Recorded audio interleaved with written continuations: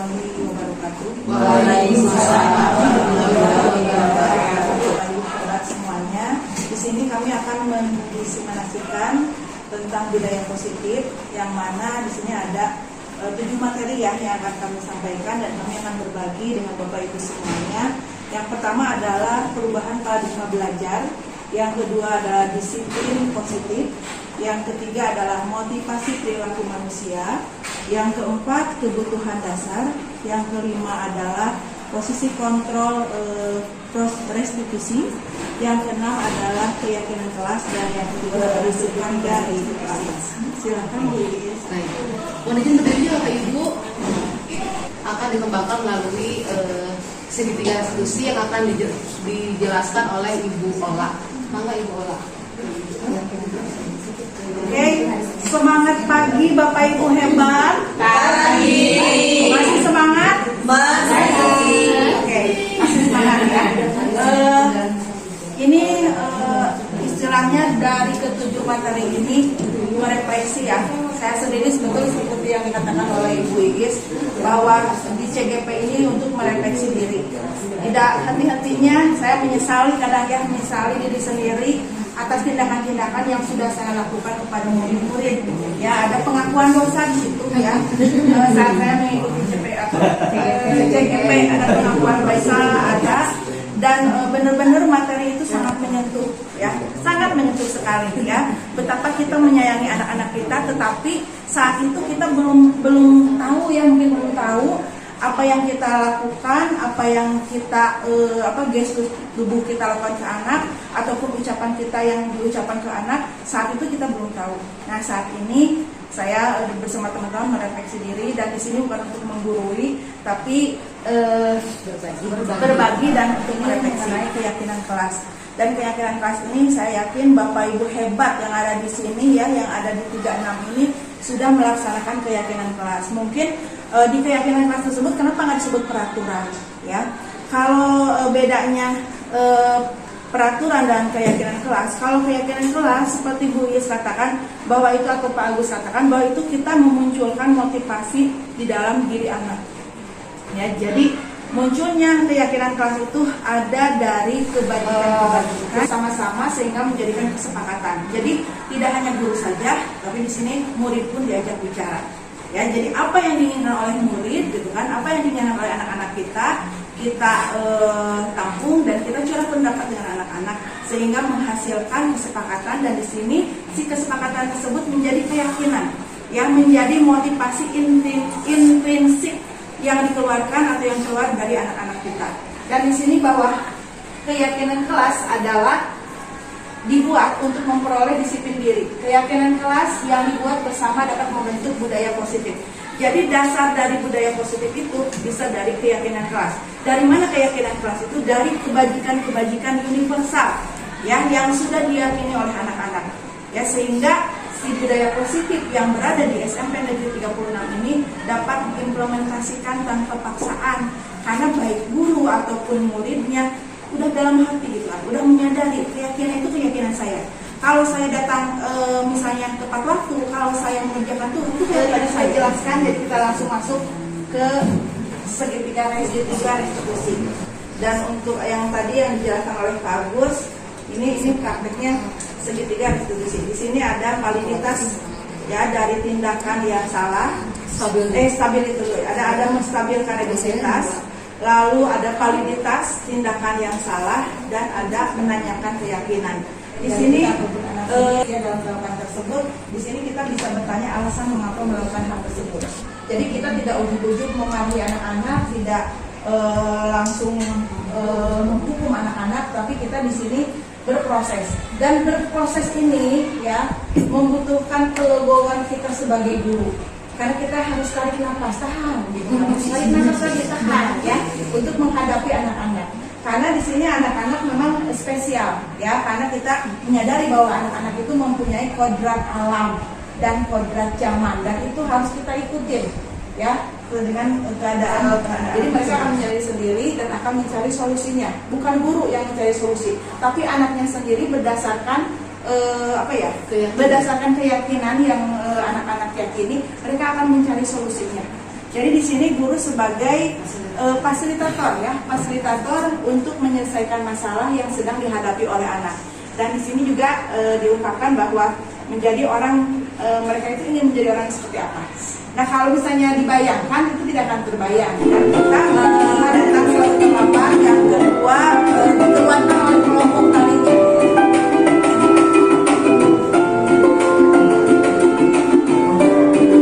Dan untuk artisnya itu anak kelas 7 SD.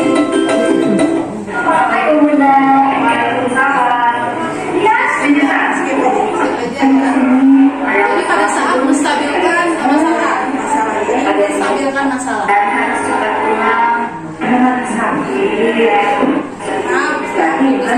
Kurang dulu.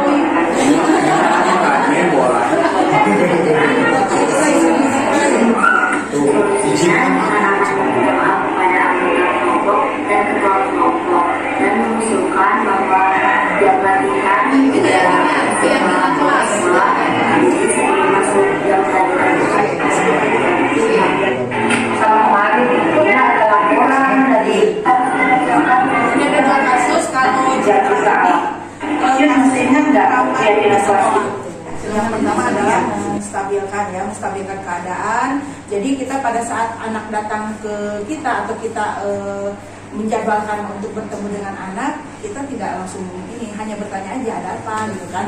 Seperti ke teman aja, sepertinya kamu sedang ada masalah gitu kan. Coba ceritalah sama ibu gitu kan atau sama bapak. Nah mereka otomatis akan bercerita gitu kan. Kalau sudah bercerita, kita hanya bertanya, kita tidak memberikan solusi, tapi kita hanya bertanya tentang langsung ke keyakinan kelas pemantiknya sebagai pertanyaan pemantik untuk mereka, dan mereka sendiri akan mengungkapkan apa yang menjadi ganjalan atau apa yang menjadi masalah bagi mereka, dan mereka pun akan menemukan solusinya dengan sendirinya dihubungkan dengan kesepakatan atau dengan keyakinan kelas, dan mereka pun akan kembali ke kelompoknya. Kalau bahasa di sana kembali ke kelompoknya, karena di sini untuk Intan ini dikeluarkan dari ekskul tadi karena jarang latihan tari, tetapi mereka Intan jarang latihan hari ini karena ada alasan, karena ibunya sakit dan harus mengurusi adiknya. Jadi di situ juga kita tidak langsung ngejudge anak kamu nakal, kamu dan sebagainya. Mungkin kita terus terang menjadi CGP ini revolusi.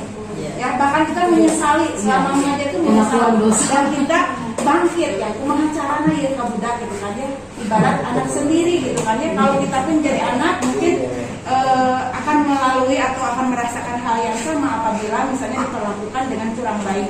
Nah di sini di CGP kita mendapatkan ilmunya dan kita harus mempraktekannya, terus kita harus menebarkan praktek positif, dan diharapkan ibu bapak guru juga bersama-sama ya, bersama-sama dengan kami paralel ya, kerja paralel si materi tersebut. Dan kalau misalnya kita hanya ini aja teori gitu kan, pada dasarnya pada saat kita masing-masing anak kita spesial, dan masing-masing anak seperti kita juga spesial gitu kan, guru yang spesial. Kalau kita merasa spesial berarti anak kita pun spesial ya. Jadi kepada bapak ibu hebat, tetap kita semangat mengajar dan tetap kita menyayangi.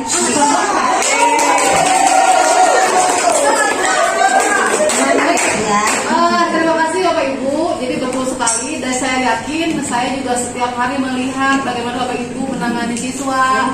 Tanpa sengaja kita sudah melakukan ini, tanpa disadari kita sudah melakukan segitiga restitusi ini gitu kan. Kita untuk merefleksi ya dari ketiga materi tersebut, yaitu dari perubahan paradigma yang Alajas akan merefleksi kembali ya tentang kebutuhan dasar dari seorang manusia dan posisi kontrol yang Jadi maaf bila apa yang saya sampaikan ini Bapak Ibu sekalian terkait dengan materi yang tadi disampaikan. Di sini saya akan membahas terkait dengan hukuman dan penghargaan. Ini sebenarnya kegiatan yang memang dari dulu kita sudah diajarkan oleh pendahulu kita terkait dengan hal-hal yang seperti itu. Ketika sudah diteliti ternyata memang dikatakan kan ada itu hukuman ataupun terkait dengan penghargaan. Makanya di kurikulum sekarang kita tidak mengenal lagi yang namanya ranking gitu ya. Untuk apa? Sebab ranking itu salah satunya adalah bentuk penghargaan yang bisa menyebabkan psikologi atau motivasi siswa itu kurang bagus gitu ya. Adalah cara-cara mengatur perilaku seorang yang menghasilkan potensi untuk pembelajaran yang sesungguhnya. Jadi harus kita pahami sekali lagi, mari kita sama-sama mencoba untuk tidak lagi melakukan yang namanya penghargaan ataupun hukuman kepada siswa untuk mengontrol bagaimana perilaku penghargaan hukuman itu pasti akan menghancurkan potensi dari yang dimiliki orang itu sendiri. Next, selanjutnya di sini ada beberapa hal yang bisa disampaikan. Pertama, dibuat dengan prasyarat, ya persyaratan. Jadi misalkan, so kamu belajar yang bagus biar nanti kamu dari ranking 1. Kalau dari 1 nanti ibu atau bapak akan berikan sesuatu yang seperti itu. Nah itu pola-pola penghargaan yang tidak efektif. Jadi ketika dia tidak mendapatkan sesuatu, tidak akan mendapatkan sesuatu, maka pola tersebut tidak akan jalan prosesnya. Gitu. Ada di pikiran tersebut, saya sama dengan dia, tapi kok kenapa saya tidak gitu ya? Ya. Nah yang seperti itu. Nah itu penghargaan merusak hubungan. Penghargaan mengurangi kecepatan, penghargaan mengurangi kualitas, kreativitas dan penghargaan hukum. Memberikan penghargaan hukuman adalah hal yang sama karena keduanya coba mendengarkan perilaku maka anda perilaku yang tepat. Intinya ke sana. Next, selanjutnya lalu kaitannya dengan restitusi. Restitusi adalah proses menciptakan kondisi bagi murid untuk memperbaiki kesalahan mereka sehingga mereka bisa kembali ke gerak mereka bergerak dan menggerakkan katanya. Yang pertama tergerak ya itu kegiatan dulu lah. Menggerakkan bergerak ya ketika saya sudah mempelajari ini dan membaca materi ini dan mendapatkan pengarahan tentang materi ini, saya coba bahasa sekarang sudah galau-galau amat gitu ya. Terus seperti itu. Kenapa? Sebab itu memang salah seperti itu. Sampai kemarin Revagio aja yang catat kemarin gitu ya, Revagio OHD gitu ya, santai aja sampai sekarang santai aja. Ketika kamu pas waktu praktek kemarin, ternyata ketika di praktek dia ternyata punya potensi bagus gitu ya, kreatif gitu ya. Nah, saya sampaikan, tuh kamu tuh bagus gitu ya, kamu punya potensi. Meskipun dicoret ya sebenarnya ini, saya efeknya ada gitu ya, itu terkait dengan diskusi. Jadi yang sulit sekali adalah mengembalikan aturan kepada diri dulu, yang banyak tidak seperti itu. Itu saya artinya gimana nih? Pas sebab kalau dengan cara seperti itu, kasih tadi budak ya, gitu ya, seperti itu. Nah kita belajar mengingatkan, ya kan, kasihan lah anaknya seperti itu ya. Bukan anak kita tahu ya salah gitu ya, tapi dengan proses seperti itu kita betul-betul menjustice gitu ya. Nah jadi terkait dengan institusi, ya nantilah kita ke teman-teman saya juga belajar untuk ada pendekatan kepada teman-teman yang memang bisa berdialog ya, kita dialog terkait dengan apa itu restitusi. Next, selanjutnya ciri-ciri restitusi yang membedakan adalah ketika kita sudah memperbaiki hubungan di sini teh belajar untuk lebih dekat kitanya ya. Mungkin awalnya kita jauh dengan anak, tetapi akhirnya dengan cara dialog seperti itu mungkin hubungan kita akan menjadi lebih dekat. Sebab kerasa oleh saya sendiri ketika saya jauh dengan siswa gitu ya, siswa jauh dengan saya gitu. Terus terangnya seperti itu. Ya, tetapi tidak menyentuh ya, hanya kadang-kadang intens ketemunya itu dari saya nanti dilanjutkan oleh Ibu Endra. Terima kasih. Waalaikumsalam. Apa kabar Bapak Ibu semuanya? Baik. Semangat pagi. Pagi. Luar biasa. Allahu Akbar. 36. Oh. Baik, Bapak Ibu meluangkan waktu di sini. Terutama Bapak Kepala Sekolah, terima kasih sekali sudah memfasilitasi kami bertiga dalam rangka diseminasi modul 1.4 yaitu materi terkait dengan materi CGP yang kami dapati, yaitu yang terakhir adalah aksi nyata modul 1.4 yaitu budaya positif, yaitu tentang budaya positif. Dan kami diwajibkan untuk memberikan refleksi diri terkait dengan apa yang sudah kami pahami terkait dengan membahas paradigma pendidikan. Sekarang saya ingin mengajak Bapak Ibu, coba Bapak Ibu berpasangan. Yang kedua, yang tidak berpasangan harus memaksa pihak yang berpasangan untuk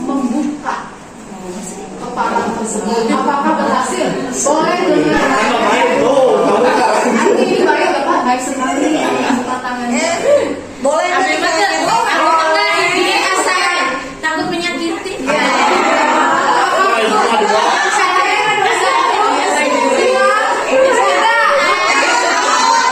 Jangan Bu Sari.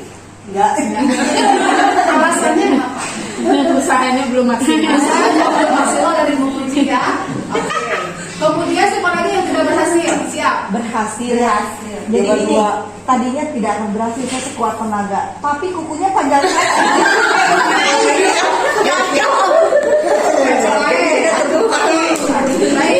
Nah, kasihan dan capek ya. Bapak membuka keperawatan itu bertujuan tidak? Karena memberi kemudahan kepada. Ya, namun bagaimana ketika Bapak dengan gampangnya saja membuka kepala tangan? Bagaimana perasaan Pak Purnama? Perasaan saya mungkin dari awal saya berpikir cara membuka lengannya, kepalanya. Terus setelah kebuka ya saya semangat. Emang mau. Siapa yang Diri sendiri. Ini yang apa? tangan. Tepuk tangan untuk Bapak Ibu. Ada motivasi perilaku itu saling berkaitan.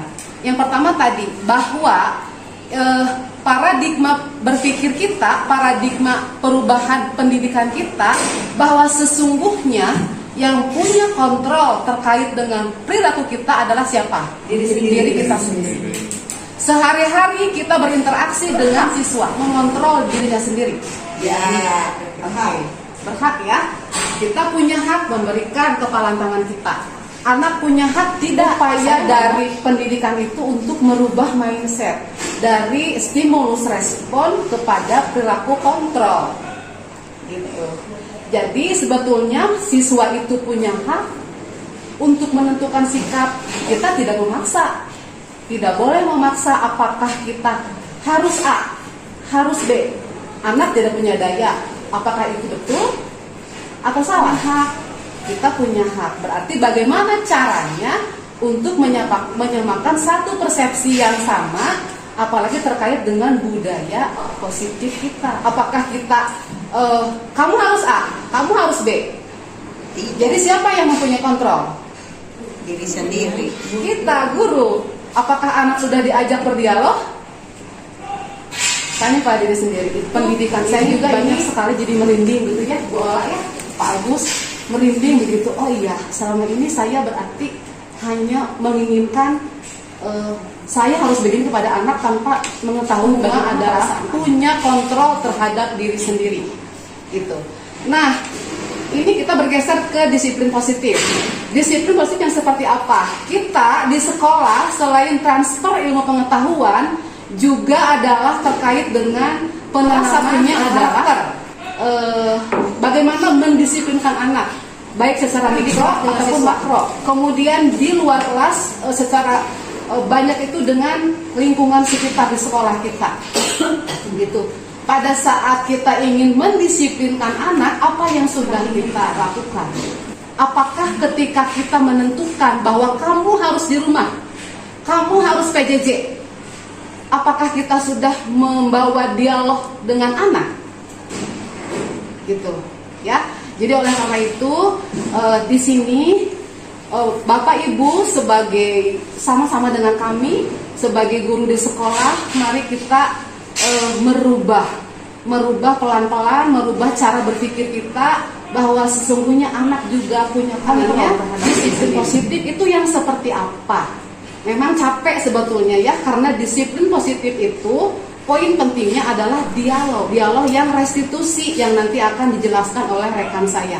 Yang seperti apa itu akan memakan waktu yang sangat lama sebetulnya. Gitu. Kalau saya di BK memang lama, ada yang namanya konseling itu sangat lama, tidak bisa merubah perilaku dalam rangka disiplin positif, menerapkan disiplin yang positif seperti apa. Saya yakin kita sudah membuat kesepakatan kelas sebelum belajar, itu juga sudah hal yang sangat positif. Jadi mulai dari hal kecil untuk dibawa secara makro di sekolah. Begitu. Sudahkah Sapa Pagi itu berjalan sesuai dengan apa yang anak inginkan? Apa yang harus kita lakukan pada saat Sapa Pagi? Sudahkah? Maaf kalau seolah menyebutkan, yaitu untuk menghindari ketidaknyamanan atau hukuman, untuk mendapatkan imbalan atau penghargaan dari orang lain, dan untuk menjadi orang yang mereka inginkan dan menghargai diri sendiri dengan nilai-nilai yang mereka percaya. Jadi apapun perilaku yang ditunjukkan oleh siswa, baik itu positif maupun negatif, pasti bertujuan. Itu nanti ada kaitannya dengan kebutuhan manusia secara umum apa saja, akan dijelaskan oleh rekan saya, Pak Agus. Hanya 3 materi yang saya pahami. Mudah-mudahan ini terutama untuk saya bisa merubah mindset saya, terutama dalam berinteraksi dengan siswa sehari-hari. Demikian, mohon maaf atas kesalahan saya. Wassalamualaikum warahmatullahi wabarakatuh. Waalaikumsalam warahmatullahi wabarakatuh.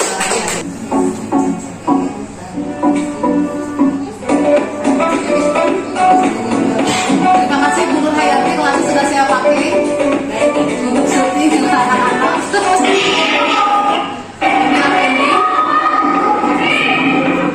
Lalu apa yang harus Nah, menurut kalian, apakah sekolah ya?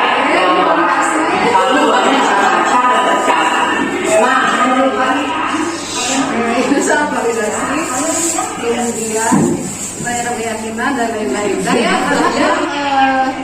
Dia mabal pada saat diajak oleh temannya, dia mau untuk nobar nonton apa ya, game online.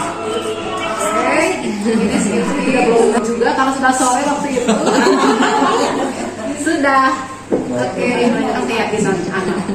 9. Seperti inilah mungkin salah satu tugas yang harus kami kerjakan.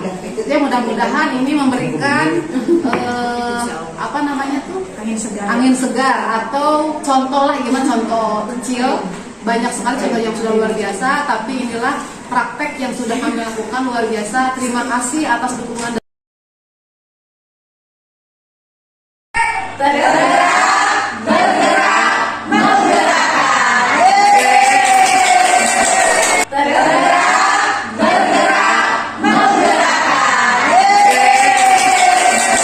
Jadi segala sesuatu bentuknya apapun kegiatan kalian didokumentasikan. Video gitu? Sini.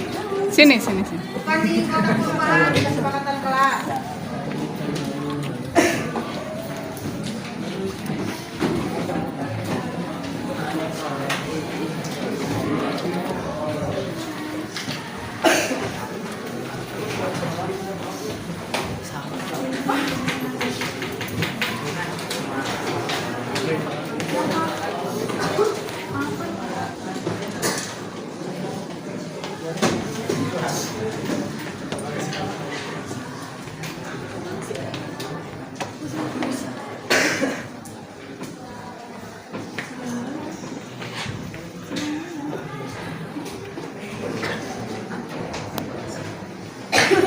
Ada yang belum?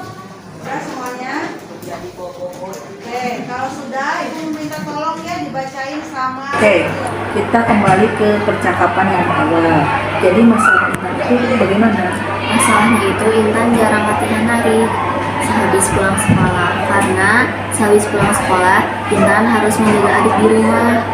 Alasannya Ibu Intan sedang berada di rumah sakit menjaga nenek. Terus solusinya bagaimana? Solusinya Intan akan meminta maaf kepada anggota kelompok dan ketua kelompok dan mengusulkan bahwa jam latihan tidak setelah pulang sekolah, jadi sebelum masuk jam pelajaran pertama. Ya, jadi latihannya akan diusulkan oleh Intan sebelum sebelum masuk jam pertama. Ya. Banyak tugas yang harus dikerjakan, jadi Citra berbeda. Oh, jadi Citra banyak tugas yang belum dikerjakan. Oke, begini Cit. Jadi Bunda memanggil Citra itu bukan untuk mencari kesalahan Citra, ya, tetapi kita akan sama-sama mencari penyelesaian ya dari masalah yang Citra alami.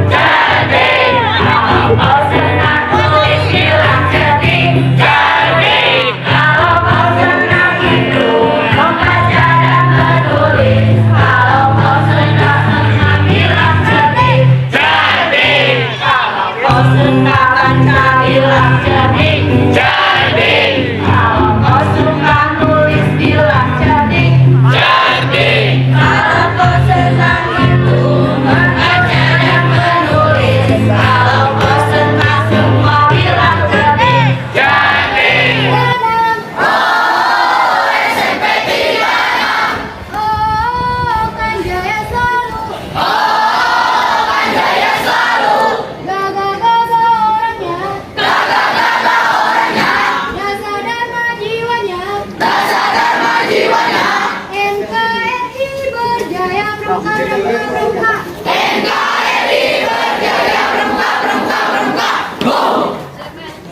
kita?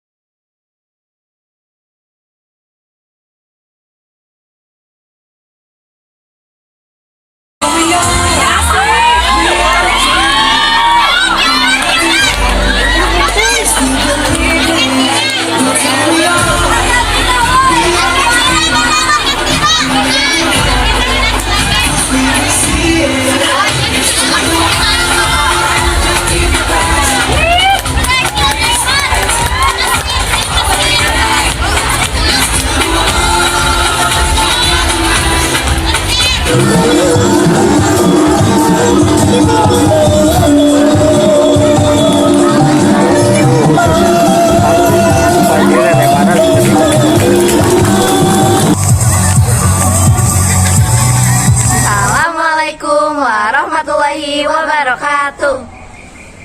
Halo semuanya, perkenalkan nama aku Citra Indah Mulyanti. Nama aku Intan Nur Fadila. Nama aku Kaila Kamelia. Dan aku Nakmita Putri. Kami dari kelas 7A Amazing Cool. Budaya positif yang dilakukan di sekolah kita adalah upacara penaikan bendera, sapa pagi, dan pembiasaan religi pagi. Membersihkan kelas dan lingkungan, Jumat bugar. Pembiasaan kegiatan literasi di sekolah diantaranya adalah membaca buku 15 menit dan juga mereview buku. Apresiasi seni, pohon gelis, dan pohon pujian. Saya sangat senang mengikuti kegiatan tersebut karena akan membentuk karakter kami menjadi lebih baik. Di antaranya percaya diri, memiliki kepekaan sosial yang tinggi, dan peduli terhadap sesama teman. Saya berharap kegiatan tersebut dilakukan secara terus-menerus dan juga secara konsisten. Sekian dari kami. Wassalamualaikum warahmatullahi wabarakatuh.